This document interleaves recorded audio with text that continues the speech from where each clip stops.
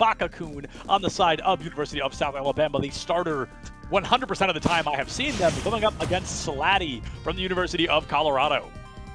Yeah, and Bakakun is like a stone wall. Yes. They don't let you in, but then they also hit like a stone wall falling over. Like, they have a rather impressive game for what you would expect out of an Isabel player. Like, if you make one wrong move against them, you're getting nared across the stage. Yeah, Bakakun really loves to bring out those unexpected characters. We've got an Isabel, they've got a Pac-Man in their pocket. I mean, there's so much they can do here. And Bakakun now racking up a real decent combo onto Squirtle there. Slatty taking about 40%. And Squirtle, not exactly notorious for his hard-hitting capability. He's going to have to rack up a combo of his own just like that. Now a 5% differential. This is going to be Slatty's time to strike, but Bakakun already back in control of center stage. Yeah, this is... Even though the percents are a little bit... They caught them out of which I couldn't even see Ivysaur yet. Bakakun is like, nah, I don't have time for you switching things up. Get over here. Bakakun's got the download on the timing there. Just a huge opportunity for the team moving forward. Waiting to see now 9 of making 114 against 74. Bakakun in a really good position to take this first stock, just like, no, not like that. Going to be falling a little bit short, unfortunately. Full Rage Charizard going to send Bakakun into the last zone. Yes, Bakakun immediately trying to keep the heat up, following them off stage, baiting a high recovery, and they catch them trying to drift back to ledge. That was full coverage right there. Slatty was not getting back there. It's dead even again. Yeah, Slatty getting removed from that first stock. It is dead even, like you said, a 6% differential there. I loved the eat on the Razor Leaf, but unfortunately no immediate follow-up off the back of it, so it was more for show than anything else. Yeah. Nice damage being racked up by Slatty, more than evening things out. And overall, though, Bakakun is so good at catching these landings. Oh yeah. My word. Every single time. And sure, Slatty is the Razor Leaf, but they also have that forward smash charged up to punish a get-up attack from Bakakun. It was just short, sweet, and to the point, able to take that get-up attack, like you said, and really do some damage. We wait now to see what is going to be brought to the table in the latter half of the matchup. Still 2 stocks. Can Slatty find that stock once again, or is this Bakakun's time to take the lead and take the charge, really, once again? Maybe not. Certainly not right there, caught by the back air, and now back to the Squirtle. You're going to be more than dead. The second you step on that landmine, you're as good as toast. Oh my goodness, that is a huge cleanup there. We're down to 1-1 stocks. So Miles, no matter who's winning, I mean, these players are just going to be walking away with a single point to kick things off. I wanted a close series, and it looks like we're going to be getting one. Yeah, we're going to be getting exactly that. Step Blitz is here, playing around this platform where you have so many setups available. If they get caught by that rocket, tack on an up air for their troubles. Now what else can you get? Chaining them off with the forward air, but able to air dodge straight back to ledge. But now an interrupt right there, but Isabel is able to make it back scot-free. Oh! I can't believe that caught. I mean, what a catch out there. The down air is going to pick up a little bit of damage onto Slatty. The sign now, they get 131 on the board. Bakakun in a really good position here, Miles. They've got to be careful, though. Charizard could find a sneaky combo. However, Bakakun not letting them get anywhere close enough to do much of anything. Yeah, they, like I said, the stone wall, they set up in one lateral position on stage, and they hold it. And right there, that position is the corner. They're trying to pressure Charizard towards it now, towards where their demise will be set. But they can't even ledge trap because of the mine right there. Yeah, they don't even get the opportunity to ledge trap. Oh man, this is what I was worried about. Things, Bakakun really able to get a lot of damage on the board early. However, with the pressure just constantly being built up, Charizard being so much heavier and so much harder to kill. But even at 171, Slatty is survived that.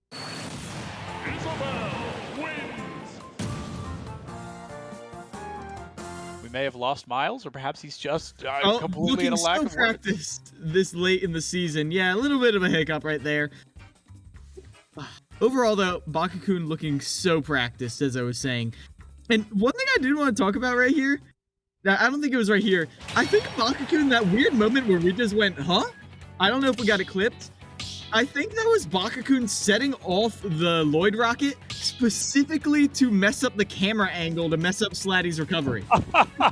That would be an incredible play, honestly. Something that I would never even consider outfitter, but like you said, these players really thinking above and beyond it. What a good back air catch from Slatty there, able to find taking that stock off, and that's when I thought Slatty really had this game in the bag, because it was just the second time they were able to catch out Bakakun so aggressively. But in that same breath, they dash in on Squirtle right into that Lloyd, and that just wraps up that stock, ties things up to a T, and Pokemon Stadium 2 ending not in favor of the Pokemon.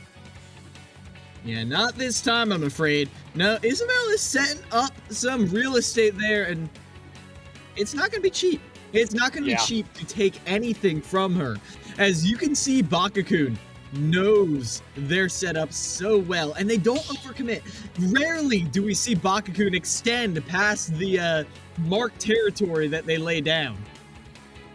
Yeah, Bakakun is I don't even want to say slow player. They're just a patient player. They know if they stand somewhere long enough, the opponent will rush toward them, and they utilize every projectile they have. The Lloyd, the fishing rod, I mean, they bring out everything they have, the forward air as well, to just rack up that chip damage and then go for kill confirms with those moves we don't see as often. The Sign in particular seems to be making a pretty large appearance today. Slatty now giving us a real swap up, going from Pokemon Trainer to Ness. I'll grab you, and I'll throw you. Every time you see that, you know it's coming. You know it's coming. There's only one reason you have that mark. But it's really... I was about to say Bakakun has been doing more of the grabbing and throwing, because right there, they're so precise with that spacing, and the pullback more on the fishing rod has been catching Slatty. 62% already, and perhaps Slatty swaps to Ness to eat those projectiles during the break. I talked about how important those projectiles have been for Bakakun's playstyle, and yeah, Slatty bringing out that magnet field a lot, really trying to catch these projectiles. Slatty almost stole that stock away, but landing on Isabelle's shield ain't safe right there. Still, though, the constant pressure, the constant barrage, Isabelle can't quite keep up with it, but you're still able to keep up in the percents. Even though Slatty is overwhelming Bakakun's defenses, Bakakun is always able to slip away and recharge their shield right when they need to the most. Full Rage Ness is a terrifying thing to go up against if Slatty can get close enough to really utilize anything. 3 PK fires in a row, none of them gonna do squat as that fishing rod comes through once again. Bakakun able to find that catch out into an up air. Miles takes that first stock off the board. And now, yanks them right out of the magnet. Nah, they don't want any of that. As there, the Disjoint is able to beat out the Nair trains, and now you got PK Fire to boot, but Bakakun doesn't really get caught in it for too long. Right. Bakakun racking up 60-70% extra credit now. Might even find a full stock before losing that first, and I mean that would really just be a way to seal the deal. It seems like the Nest isn't as warmed up as that Pokemon Trainer was, and Bakakun definitely realizing that, finding small opportunities to strike and racking up insane amounts of damage off the back. Just like that, Slatty all of a sudden down to their third and final stock.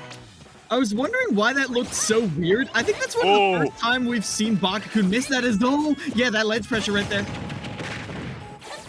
Those Lloyds, just so clever, so simple. You Lloyd your shield right on top, and the opponent gonna get impatient. I think Bakakun fully aware of that fact. Really bringing the heat once again. Slatty already up to 60%, a full stock lead for Bakakun right now. Yeah, as that forward smash letting it rip. You can see Slatty barely able to get off the ledge right there, but still no punish on Bakakun. No punish on Bakakun yet. And Slow, I'm not sure what Bakakun's game plan was there, Miles, but that is going to cost them that second stock. Still 115 in the lead. Plenty of time to still win this one out. Oh, just like that. Grab that child and gone. Get him out of here. We don't love it. Taste of his own medicine. Truly a grab into a back throw kill. I mean, hey, that happens to anybody playing against Ness like twice a game. That's a good change of pace there. And with Bakakun winning that first game, they put University of South Alabama in the lead, but only by 4 points, Miles. That was only game 1 of 5, so there's more than enough time for Colorado to clutch this one. Yeah, and I do like that. Ooh, jump call out every single time. Bakakun's on point with that. The up air, one of Isabelle's better moves, and boy, do they know how to use it. This is what I was talking about. A rare miss from Bakakun right there on that fishing rod spacing. Normally, they would want it to go down below that platform, but no, not quite spaced properly. And, well, Slatty. A good player like Slatty is never going to drop an opportunity like that. Right. Right, absolutely. Sleddy was there to capitalize off that whiff. And like you said, it was weird because we don't see Bakakun whiff that very often. It was a definite change of pace we weren't expecting, but at the end of the day, didn't bite them in the butt quite as hard as we may have expected. I'm very much impressed from what Alabama's bringing to the table right now. I'm still confused on what Bakakun's game plan was right there. Yeah. Yeah. I get it. I think if they weren't turned around, they might have, but I can't say for certain. What I do know is, like our producer just said, you pocket that PK Thunder and they just fall. There's nothing. That would have been such a cool kill. Free fall right there. It's like Rosalina. It's like what Rosalina does to Ness, but a little more precision required. Yeah, no, that would have actually been a pretty cool kill. So I respect it for sure. Bakakun coming through, trying to find the opportunity to strike, and that didn't work out there. But the series still ends pretty aggressively in their favor. A 2-0 victory in favor of South Alabama, and I'm gonna take a quick jump up over to see who is coming in next.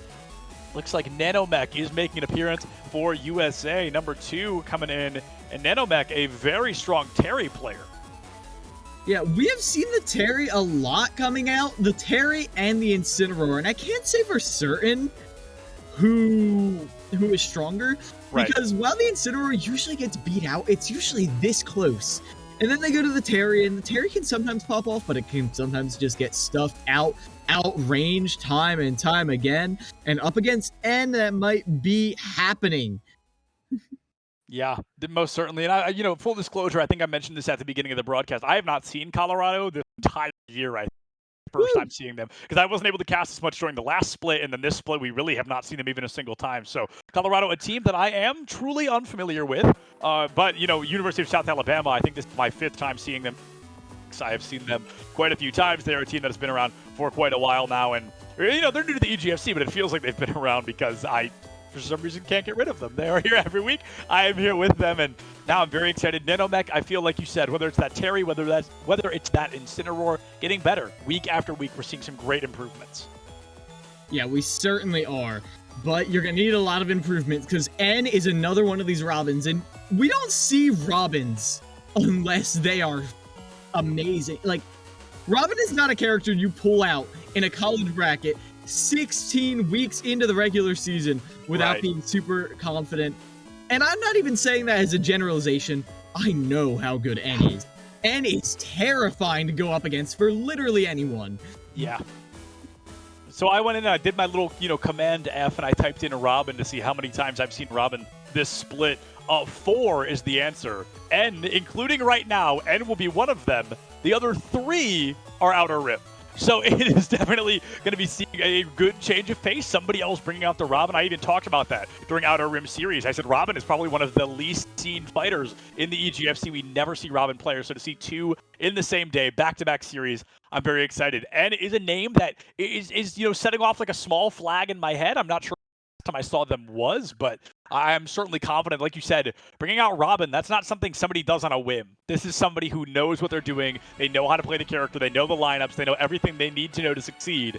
Going up against a Terry or an Incineroar, if you play Robin correctly, I think you could have a massive leg up on them. Yeah, I mean, the Robin is so lethal. Like, it's like our Tale of Two Shulks in the MAC teams. Yeah. It's a Tale of Two Robins. Oh my gosh. They have very different playstyles. You saw Outer Rim loves the arc fire ladders. That's their bread and butter. Meanwhile, N, from what I saw, they really love to pepper people with the arc thunders. Obviously, they're still amazing. They can still hit those ladders every day of the week, but that's not their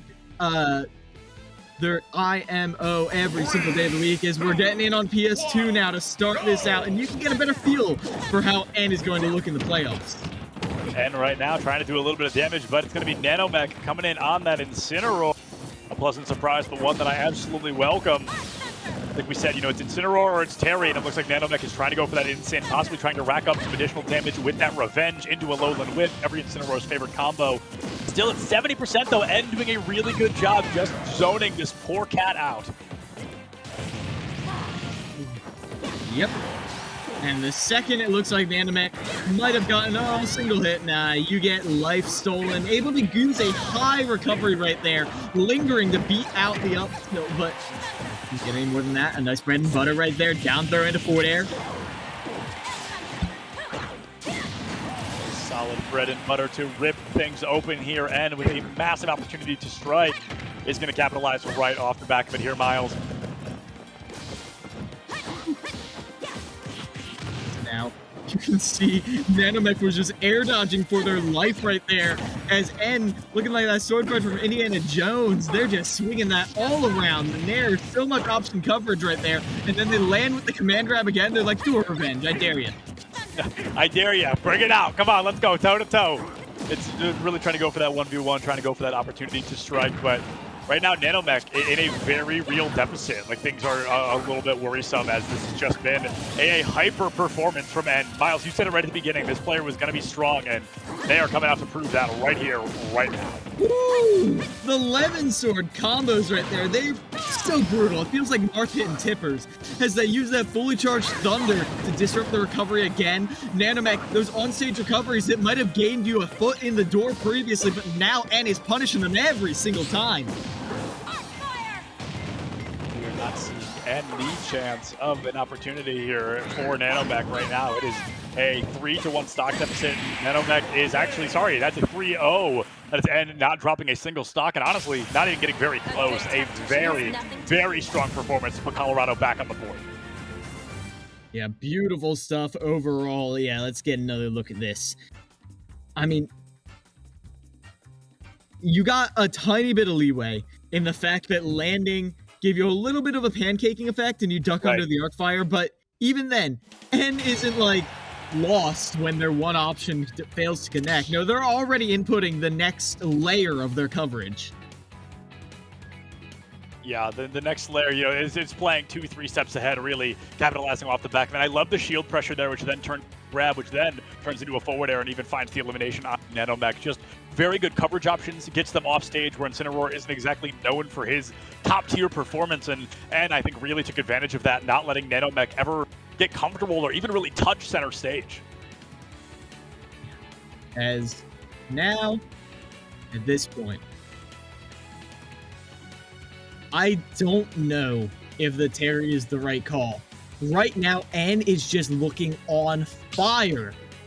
And I'm not sure what you can do to stop them. Because, when someone is feeling themselves, they're pushing a lot of buttons, you might say, oh, that revenge becomes that much more powerful. But N calls that out too. They see that revenge coming out, they switch right over to the command grab, and now they're getting rewarded every single time you try to get a foot in.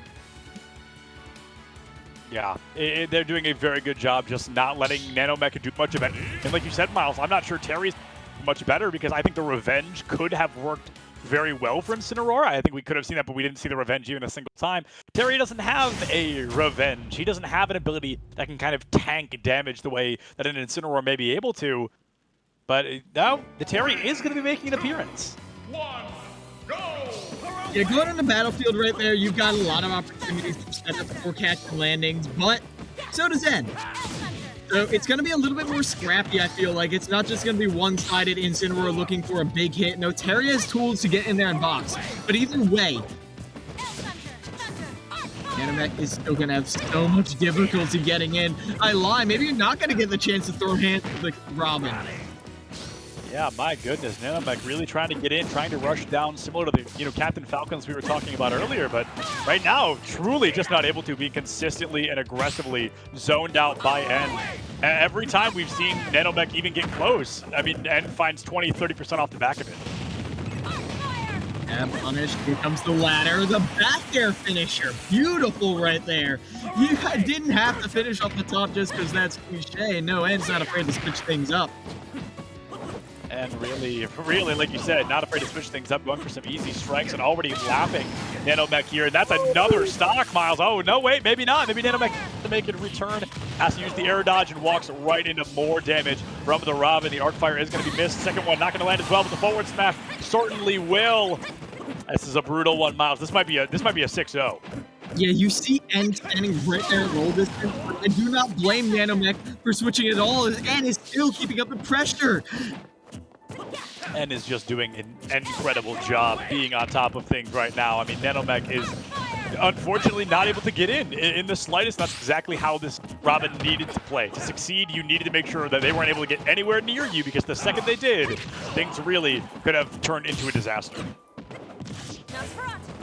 Right there, an opportunity, but immediately beaten out by the disjoint. Once again, go online. Maybe a chance to get one stock on the board, but you can't land, you can't use it, and Ed is never going to let that happen. Floating around with these full hops, but every time you think you might have an opportunity, Ed is there with the finisher. Oh! Incredible, truly. I mean, just amazing performance from N across the board. A double 3-stock, and I have not seen one of those in ages. Just on top of it, 100% head in the game, eyes on the prize, and that puts Colorado with an insane lead right now. This isn't just Colorado like destroying them. They're in the playoffs, but they're not that high in the seeding. So this is them guaranteeing a much better seed. And unfortunately, University of South Alabama is their warm-up for now. Still some heavy hitters in the back of South Alabama, but what else can they do? That's the question. Well, maybe that question will be answered. I know, if I have to make a hypothesis, I would assume Umami is coming out next from the University of Alabama. That is a Pyra/Mythra player. Maybe they've got something else lined up. But Colorado, like I said, I don't know this team very well. I don't know these players very well. I'm going to have to wait and see what they bring to the table. But either way, if anybody else on that team plays half as good as Ed just did, it should still be very much in favor of Colorado tonight. Oh. There's a reason Colorado's, I think, 9-3 right now. Where are they? They're pretty high up there, though. Yeah, they're 9-6. They've got some very good wins under their belt, and that is thanks to the fact that they have still I would consider two of their best players who haven't even come out yet. They haven't even come out yet. Carlish is going to be up next on the Terry, so we're going to get to see even more Terry action. Carlish, like you said, another very clean player. In general, I feel like the Terrys are usually so consistent. That time, though, N didn't even let them get a single jab in. Like, they didn't get anything. And that's no fault of Nanomex. That's just N playing on another level. Yeah, and really was just masterclassing that one. A truly phenomenal performance, and all across the board, a very, very strong showing. Yeah, gonna go up against Red Rhino.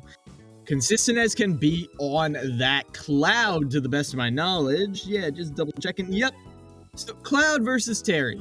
That's an interesting matchup of control versus confirms right there. Terry, he jabs you once, 50. He jabs you twice, dead. And obviously, there's definitely a lot of counterplay right there. Cloud is definitely a character, though, especially if you lean heavily on the out-of-shield options, that can really, really punish over-eager Terrys, who all they want to do is just go in and get those confirms. They're tired of this whole neutral game thing. They're sick of it. They just want to punch you. They just want to hit you. They're sick of being zoned out. It gets boring for those up-close and personal fighters when they're just continuously zoned out like that. And like you said, that is by no means a fault of Nanomech. That is just how the cookies crumbled, unfortunately, in that matchup, and playing above and beyond anything I feel like we've seen.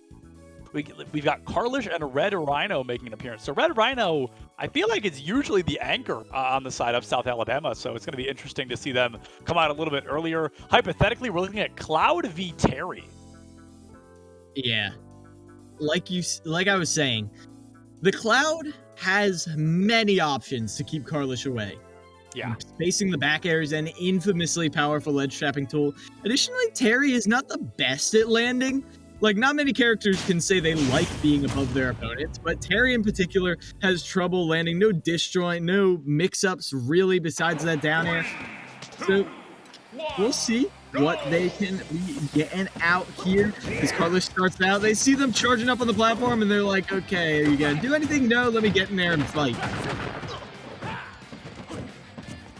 Red Rhino already taking 32% off the board. Carlish, oh my goodness, doing a great job catching out any approach the Red Rhino wants to bring to the table. Already a full limit charge, Miles, but is Rhino even going to get the chance to use it? That is the question. As right here, you're stuck on the platform, landing with the back air, an opportunity, a chance, but maybe not. As the down tilts buy enough time for it to be siphoned away by the timer. Red Rhino already up to 140%, and Carlish 16. This could be another very aggressive matchup, perhaps that one-sided that we saw from N just moments ago. And like you said, Miles, N is one of many good players from the side of Colorado. Carlish really showing us that right now, taking that first stock off, only taking 50% in the process. Yeah, beautiful stuff thus far from Carlish. But now they've got to land against Cloud. They managed to find the way in with the Burning Knuckle. Catches the roll away with the Burning Knuckle again. Favorite tool by them, and the crack shoot as well extends the combo. Another one. Can you keep this combo going even farther? Red Rhino jumping to get off the ledge. The back air into side B. Stack on more damage. Now's a good opportunity if Red Rhino can get back on stage, but they don't even get to look at the stage. They are sent straight down. Unfortunately, that's going to be a two-stock advantage right now for Red Rhino, or excuse me, against Red Rhinos. They're down to 17%, down to that third and final stock. Carlish has that go meter online and is looking to use it. And use it they may, as one jab, one down tilt could just be death right here. Air dodging immediately. They are well aware of the power geyser that awaits them if Carlish catches onto the fact that they're not immediately air dodging, or they can just let it rip. Yeah, definitely not that I expected to see that happen. It looks like maybe that Cloud wasn't ready for it either. Pressure on, 139, 101. Carlish looking for a three-stock, but Red Rhino not going to let that happen. Good stuff from Red Rhino, to be able to get one on the board, and knows that the up the shield can help you escape that down tilt pressure occasionally. Carlish, all of a sudden, loses that first stock, has to play a little bit slower, and I feel like that might be biting them in the butt. Red Rhino feels like they might actually be back in this. But once again, the down tilt on shield into immediate Burning Knuckle is such good coverage on the options Red Rhino likes to go for, as they finally get the finisher right there. Carlish with the two-stock.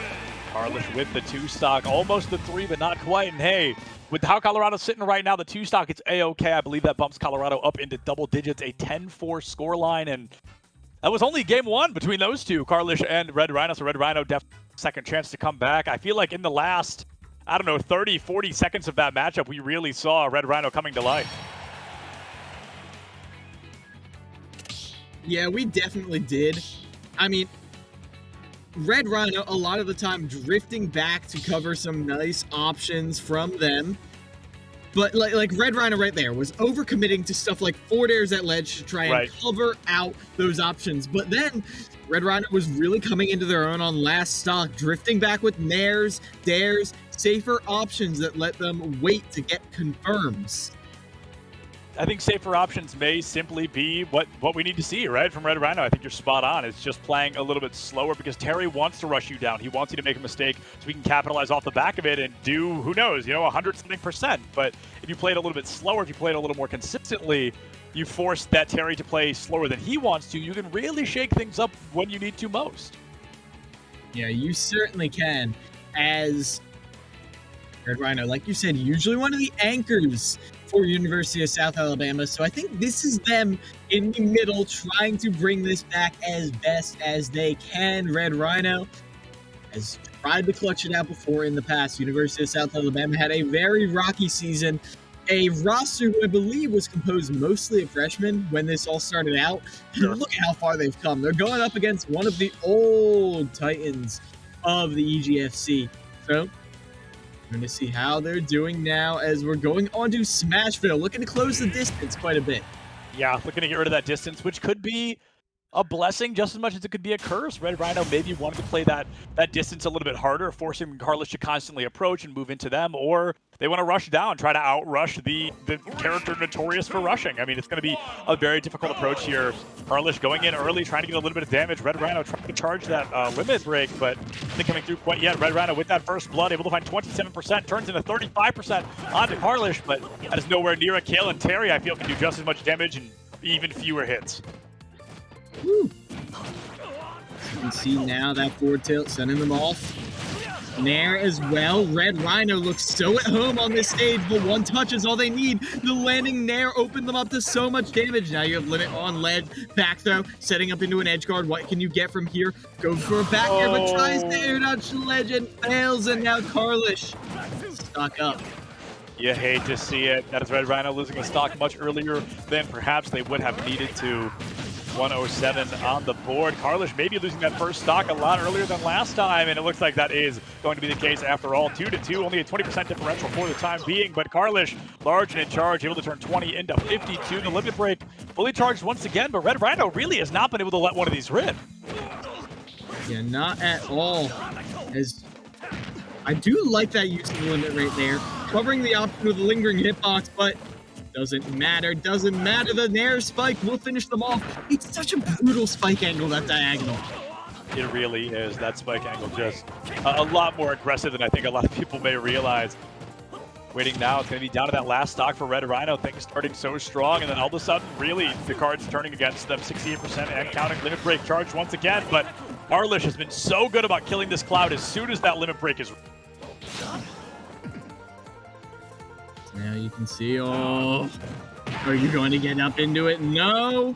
Red Rhino avoids one option, but falls right into the next. As now they get over that up smash, a little more aware of that option now as dash attack puts Carlish off stage, forces the jump with a projectile, but not able to capitalize. Not able to capitalize on anything quite yet. Some great action now. Red Rhino may be able to get Carlish down at least to that third and final stock, which they have not been able to do yet. 150 on the board.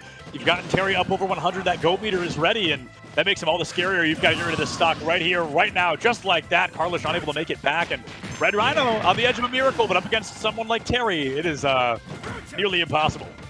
Next hit will pretty much guaranteed kill for Carlish, and Red Rhino knows that. Pressures the shield with that projectile. Now what else can you get right here? Spacing these back airs, but Carlish, they've seen these back air space before. The immediate up B though. Yep, he comes through, and Red Rhino surviving, just barely going to get hit by the weak spot of Carlish there. 44% on the board. Oh, good interruption there. That really could have bit Red Rhino in the butt had they waited even 1 second longer. But Miles, there it is, 191, nearly 200% on Red Rhino there, but he will finally go down, putting Colorado even further in the lead. Red Rhino fought to the last breath right there. Beyond that, they really tried to hold on, but ultimately Carlish, the early lead they built was too much to surmount. We've seen that quite a bit today as well. We saw that back in the Marquette and William and Mary matchup as well, where sometimes some of these players would just build up such an aggressive lead right at the start that their opponent would never be able to dig themselves out of it in time, and Carlish definitely putting in the work onto Red Rhino just like that. Now coming in next from the side of University of Colorado is Katsuji, I believe. From the University of South Alabama, at least for their starting roster, we could have Umami, the Pithra player, or Starukami, the Lucina player. And I know they have a couple of substitutions as well, so it's possible we could be seeing them. But no, it is Starukami coming in next. A very fascinating matchup here. It's going to be Lucina versus whoever Katsuji plays. Yeah, Katsuji is offline, definitely one of the strongest players on the side of University of Colorado. They play Luigi and Sheik, and they always open with the Sheik. And I know, I asked Endure, the captain, I'm like, that Sheik's nasty offline, right? And they're like, yeah, the Sheik is nasty. It doesn't always perform as highly online, but it still takes names. It still takes many, many names. And then Katsuji always has the classic fallback. They've got the Luigi, and it's so practiced. You can tell that that was their original main. Absolutely. I'm very excited to see it. Actually, I all of a sudden, you said Katsuji, Luigi, and it all just started coming back to me. It all started flowing in. I remember the Luigi, actually, I think it was Katsuji who hit 2 Luigi 0 to deaths in the same game, like back to back. There's a clip of it somewhere if you scroll to the EGF channel. It was the craziest thing I've ever seen. I'm like 17% sure that was Katsuji, but who knows? There's a couple of Luigis in here. Now, Starukami, Lucina, I mean, just better Marth could really have an opportunity here. You said you expect to see Sheik coming out? Yeah, Katsuji loves this Sheik and loves to try and practice it whenever they can. It's a newer addition to their roster, but no, gearing up for the playoffs, Katsuji is getting every bit every little chance to warm up that they can. We got my man Luigi on the board right now. PS2 for the 9th starting map today. Starukami going to be taking a bit of damage early, and if Katsuji hits even half a Luigi combo, I'm going to lose my mind. I know chat's always like, you Luigi 0 to death, but hey, those things are hard. That is tough to learn, so if a player can do it, more power to him. Hey, Miles, it's hard. It's a hard thing to do. Nobody's going to pick up a controller, and no one's just going to do it without practicing. You know what I mean? It requires practice. It does require practice, but in this case, Katsuji is just pure out neutraling. Playing a lot around these theirs to poke at Starukami. Their one tool to use disjoint against these forward airs, and the second they get an opening, they get some nice little strings. Now you get a grab at 18%. What else can you get from it? Extending with a reverse up air into the back air. Nice stuff from Katsuji. Whoa! I love that! Starukami waits, lingers, uses Lucina's floatiness to beat a wall, just waiting to react to Katsuji drifting into their threat zone and then getting the stage spike underneath. Stage spike, definitely a good opportunity to flip the script right on its head. Starukami down to 103%. And Katsuji, the more I watch them play, the more I kind of remember how much I really have a great appreciation for their general play style of utilizing those plungers a lot to interrupt anything their opponent might try and bring to the table. And those plungers are so good for gimping and forcing low recoveries. Lucina can make it back after the plunger. Very good recovery, top tier. But what else can you do right there? As you get back thrown at 140, you're just dead. Now, it's Starukami keeping this very close after that initial very good edge guard from them, but now you can see Katsuji walking around menacingly. Did you see that spacing on that nair? Perfectly getting around that grab. But now that one, right close to ledge, you can't DI away. Cannot DI away from it. No, the grab might turn into a combo here, but now it's just going to be a little bit of racked additional damage. Katsuji looking to take Starukami out. Miles, I'm afraid we're getting to that threshold, especially if Katsuji walks away here, where this will be unwinnable for South Alabama. And Katsuji, I mean, already 116 on the board, grab, possibly in the back throw, will kill and guarantee at least that Game 1 victory for Katsuji. And I think that puts Colorado just far enough over that threshold where this is no longer winnable for South Alabama. Yeah, University of Colorado. The fact that they were able to get that 8 stock earlier, or 6 stock rather, and get 8 points on the board. Yeah. That kind of sealed the deal for University of South Alabama.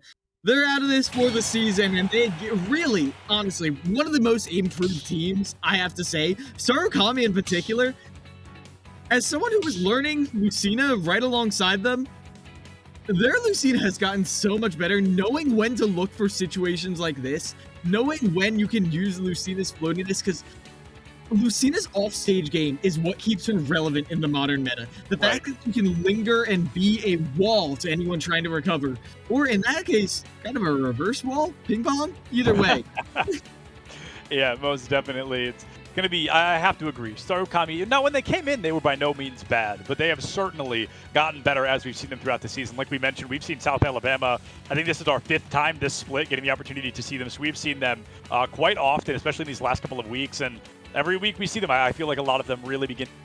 But unfortunately, going up against powerhouses, William and Mary, University of Colorado, going up against the kind of really strong teams, it is an lineup, to say the very least. However, they come in, they are nothing but graceful and kind and polite. They have great sportsmanship every single week. And, you know, this always feels a little bit pandering, but at the end of the day, this is some great stuff to watch back and learn from. And I feel like they do that because every week they come back strong. Oh, they definitely do that every single week. They're fixing all the mistakes we call out. Every player on this team looks like so much more of a threat now. And I can't wait to see what they do in future EGF seasons. But for now, it's the Colorado show. Katsuji still has one more game to work with right here, and Starukami's not going to make it easy on him. Starukami has definitely shown that they have the tools to box with Luigi, or rather box them into a corner. But you can take as much space as you want. You can take it all. Because one landing there, one landing up there, one grab, and Katsuji is taking you on a ride. Yeah, one grab, and you may, who knows, lose an entire stock off the back of it. Now it's going to be a small battlefield. Katsuji versus Starukami, eating a fireball early, but 7%. Definitely nothing to be worried about. Now there's the grab. Is the combo going to be making an appearance as well? Miles, I'm a little bit worried. There it is. That is going to be classic Katsuji taking that first stock off the board in less than 15 seconds. Yeah, and Katsuji not fishing for it either. Confident enough in their combo game, in their ability to read these air dodges, read these jumps at a disadvantage, and continue the streak right here. Does he get another grab? Can you confirm into the up B? No, an opportunity for Starukami to punish. Oh, only going to be able to get the soft hit of a back air, but still a little bit of damage on the board. Starukami already getting ready to kiss that second stock goodbye as Katsuji really just coming out large and in charge here in game one, perhaps a little bit closer than they may have wanted, but they are trying to take game two with confidence here. The vertical burst option right there as they get the Zair hitbox to punish that. I want to see the down taunt from Katsuji. I've never seen a Luigi actually hit one. Now on Lucina, that's not happening. Yeah, no, the odds of that feel minuscule, if even possible. It would be neat, but definitely not something a Luigi fishing could end up costing them down the line. Now Katsuji already taking 2 stocks off the board, hardly passing that 60% threshold. Now grab into down throw. I don't suspect to see another combo come out quite like that one at the beginning. That 0 to death dash attack goes in, not able to connect. Fun fact about me, Luigi has my favorite dash attack sound in the game. That it has nothing to do with this game. I just think it's silly. Listen, it's so goofy. Anyway, 89% up against that 51. Now Katsuji gonna be hugging 100, but still 2 stocks in the lead. Oh, goes for a misfire right there. Do they have a jump? No, they don't. There he goes. They're like, hold on, I'll escort myself out. See ya. R.I.P.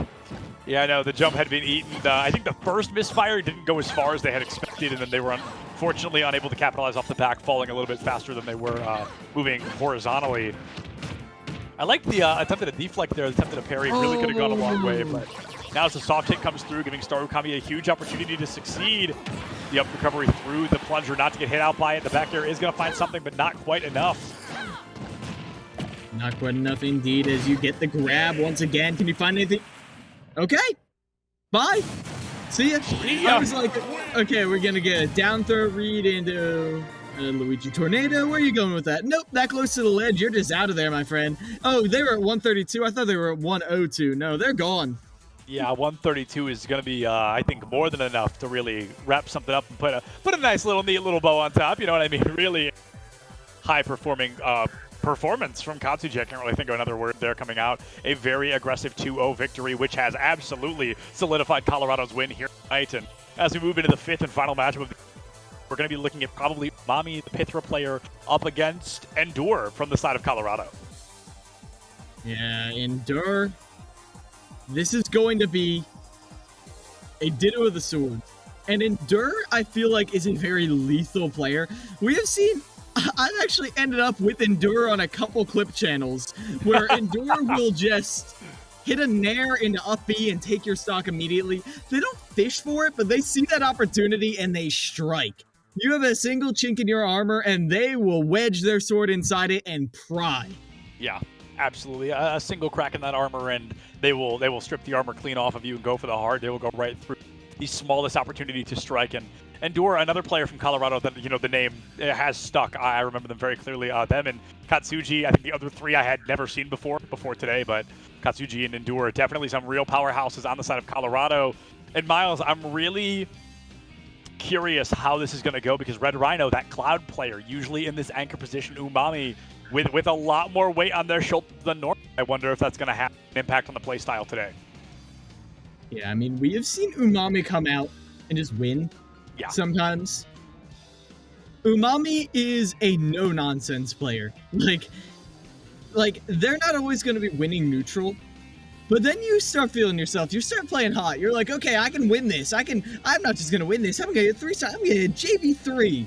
And then they'll kill you at like 20 for even daring to have hubris. Like, they're the anti-hubris player. You start getting a little too overconfident, they're like, hey. We're still both players in this game. Without a doubt, still both players in the game. And it looks like we are jumping all the way back to Pokemon Stadium 2 for the 9th starting time today of the 10 games we've seen so far. 9 of them have started on PS2 because it is a classic. It is a great place to run it down and really get a read on your opponent. I think we've got a button check coming through in just a minute here, and I truly am very excited. Starting on PS2, this could go both ways, and I think it's going to come down to, let's say, those first 60 seconds. We need to see who's going to be taking charge, and if they can carry that momentum moving forward, will be snatched right off from under. Again, Like you said, snatch from underneath. That's what I got my eyes on. Knowing the playstyles of both these players, I can almost guarantee it's going to be Endure taking the charge. Sure. The question is, can Endure hold on to it? Because Umami's one of the best players out of disadvantage I think we have in the EGF, which is a funny thing to say. Like, you're good at getting hit, but Umami is so good at DIing so they can get a counter hit at the opportune time and get a kill. Get a kill at almost nothing. And, I'm trying to think.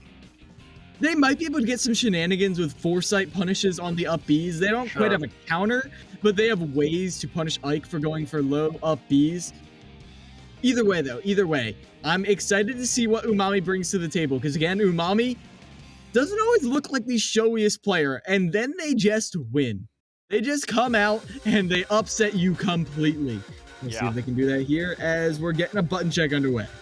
You know you've done your job when nobody can tell if you know what I mean? If you're getting the job done, you're playing quiet in those back lines, you're doing exactly what you need to do. And if it's not flashy, that's fine. Everybody's got their own preferred play style. And I think we're going to be jumping in just a moment here to see who capitalize on this play style a little bit stronger. Pyramithra versus Ike. This is going to be a really fascinating matchup. And like we said, momentum and speed is going to be the name of the game.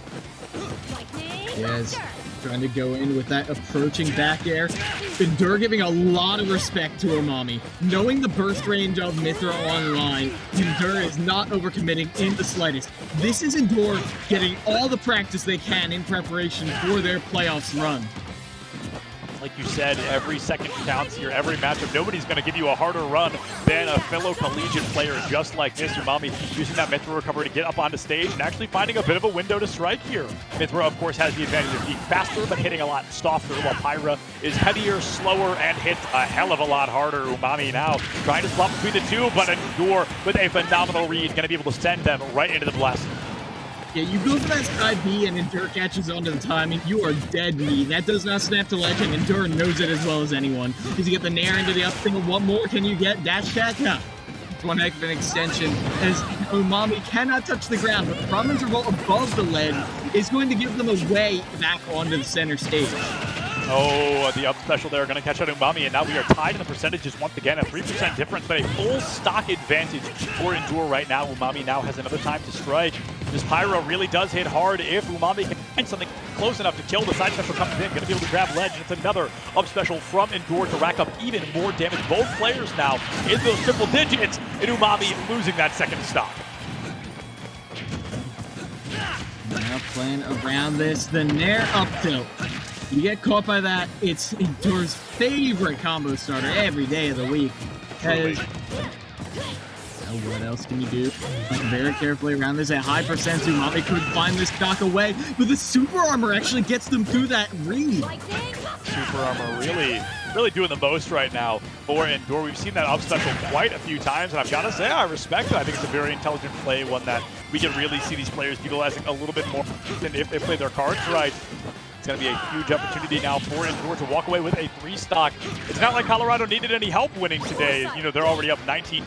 But at the end of the day, they want as many points as possible, and they want to look as flashy as possible while doing it. Side B right over the top of Mithra. As you can see, Umami is holding onto this stock for dear life, but Northa confirms too strong, reads the air dodge, but doesn't get an aerial out in time to punish. Endure might lose that first stock. What a shield, though, Miles. Umami going to be getting 3 stocked at the end of the day. Just a phenomenal call out from Endure there at the very end. And that 3 stock looking mighty fine here for Colorado. And we saw a lot of very, very nice reversals from Umami, but none of them quite led to kills. Endure always had the defensive options ready, between buffering the up B to get around the up smash, and in general just DIing away and having a nair out, so if Umami overcommitted to a punish, they would be the ones who would be getting punished in return. Some really brilliant defensive play from Endure, what we'd come to expect from the captain of the University of Colorado. Without a doubt, and we're going to be looking to see now, you know, does Umami bring out this Pyra Mithra again. Do we see a bit of a change-up here? Don't see a change-up. Do we see a play style change-up? Maybe a little bit more Mithra. I feel like that's when Umami was capitalizing best on those moments, is when that Mithra was out, really getting some great opportunities onto stage, racking up some free damage against Endure. But again, you're playing both sides of the coin there, because Mithra, I feel, kill than Pyra, as she does not hit nearly as hard. She's a little bit faster, but she's a little bit lighter, is what I may have been capitalizing off of that.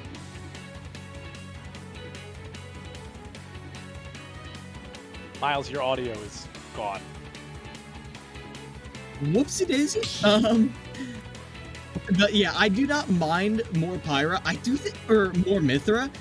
It's obviously, it worked out well for them. They got a lot of nice foresight reads. However, sometimes you just gotta swing harder. Yeah.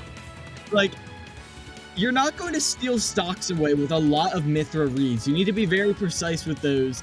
And at the end of the day, you need some earlier stocks if you want to be taking down Endure.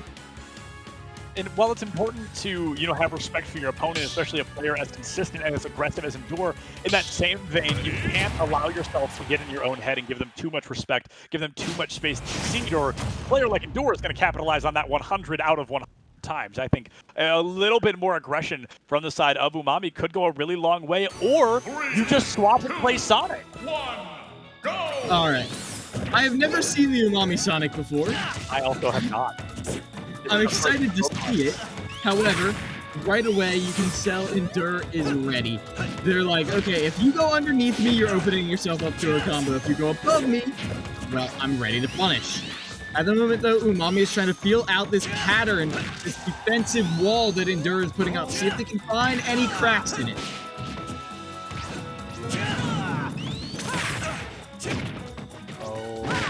Umami 90%, but actually, I've got to say, it feels like they're holding their own a little more consistently against Endure, but what a catch out there.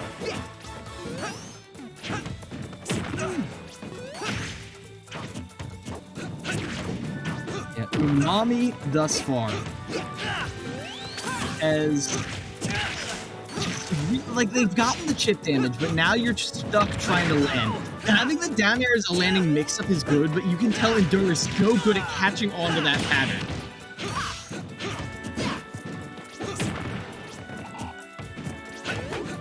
I truly wish Umami hadn't lost that first stock already, because this would be such a nail-biter of a matchup so far.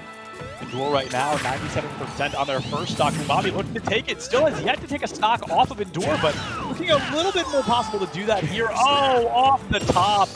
As I say, it looks more possible. All of a sudden, we are in an exact same, an identical matchup from that last game. Umami dropping one of my favorite taunts in the game as they are down 3-1 stocks. Endure looking for a 6 stock. That would be 2 today, Miles, from the same school, no less. Yeah, Endure playing their lead and playing it well. Landing up there is the opener that they want. Sees the air dodge away, but does not get the follow-up on it. Endure right now, this is just a victory lap. Umami, I appreciate the attempt at a Sonic counter pick, but ultimately Endure lives up to their name, weathering the storm every single time. Finishing with the back air, no! One more chance. Another chance to strike, like you said, Miles, and here comes that opportunity. Pressure's on. Oh, is that going to be it? No, not quite yet. Oh, Endure maybe lose that first stock. Instead, going to be able to sidestep her right back into the swing of things. I'm going to say Umami, probably one half decent hit from death here, but Endure struggling to find that hit right now. This to grab perhaps into a down throw. No, instead just going to go for that damage outward. Again, Umami all of a sudden doing a phenomenal job dodging everything Endure brings to the table. They're able to get one hit. Endure's just gonna sit still right there. They were trying to react and bait an option. Umami is able to mix up their timing enough that they don't get a free punish, but now just one little mistake could be your death right there. You're out of the main confirm range, but on F smash. What other way to end off this battle? Endure finishes off Umami's second round, is going to be finishing off University of South Alabama in their inaugural EGFC season. A great start from the University of Colorado there. South Alabama as well, doing a phenomenal job. I mean, like we saw Bakakun come in, find a win, the only win, unfortunately, for Alabama, but a win nonetheless. Shows promise, shows great strength. And we've said it 100 times. I truly believe that team has all the right cards. They've just got to figure out how to play them. And they certainly do, and I can't wait to see how those cards are shuffled up in the next season. But for now, that's all we've seen from University of South Alabama, not from Colorado, though. Colorado, we're going to be seeing in the playoffs, and as you can see, they have their starting roster here, and it's looking clean. Yeah, their starting roster is looking mighty clean. Truly a phenomenal performance from Colorado. Their whole program, the board, every game that I've ever had the opportunity to cast them in, their teams are very, very strong. But folks, we're going to throw it to a super short break. We're going to try to get an interview with Colorado here in just a couple of minutes. Use this time, get water, get a snack, do whatever you got to do. But come right back here for some more EGFC SSBU in a minute.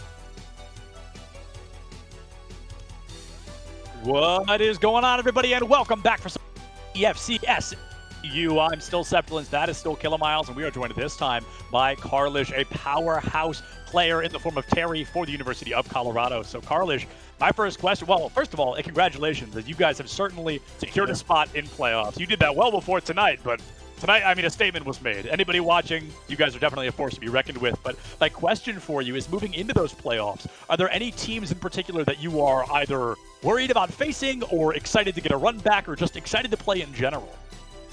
Well, in general, I feel like we're all excited to play whoever. I think this is a great opportunity for all of us.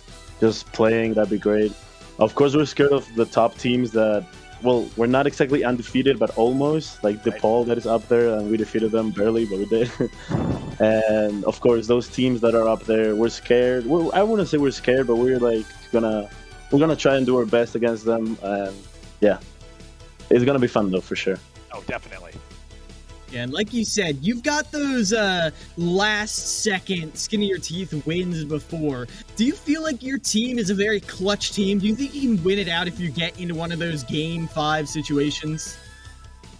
I would say so, yes. I feel like there's a bunch of our players that are specialized in clutching it up. I feel like CU Boulder in Smash is very good at that. So if it comes to that, I think that we will be able to clutch it up. I don't know what's going on. I think we get hyped up when it's like last second win, but we're good at that. Absolutely. Y'all have a couple of those flashier players. Katsuji, definitely one of those Yes. one of those flashier players. So it's always nice Yeah. to see you guys pop off in those final moments. But Carlish, before we let you go, I just wanted to ask, is there anybody you wanted to give a general thank you or just a shout out to? Yeah, I would love to give a shout out to everyone in the team. They all did a great job the whole season and today especially. Although sometimes we weren't able to play and we had to forfeit because we didn't have enough players. Now we've expanded. We have new players now. New players are with us, so that's great. Big shout outs to the new ones. And yeah, shout outs to EGF. Thank you for this. And yeah, that's it. Awesome. Well, Carlish, thank you so much for joining us, my friend. Tell your whole team a massive congrats, and we'll see you guys in playoffs. For sure. Thank you so much. Have a good one. Thank you. And with that, folks, we're going to be throwing it to another super break. My time here tonight comes to a close. Per the usual, y'all know the drill by now, but Miles, he is sticking with all night long. So use this break, get up, get water, get snacks, do whatever you got to do. But come right back here for some more EGFC SSBU Super Smash Bros. Ultimate in just a couple of minutes.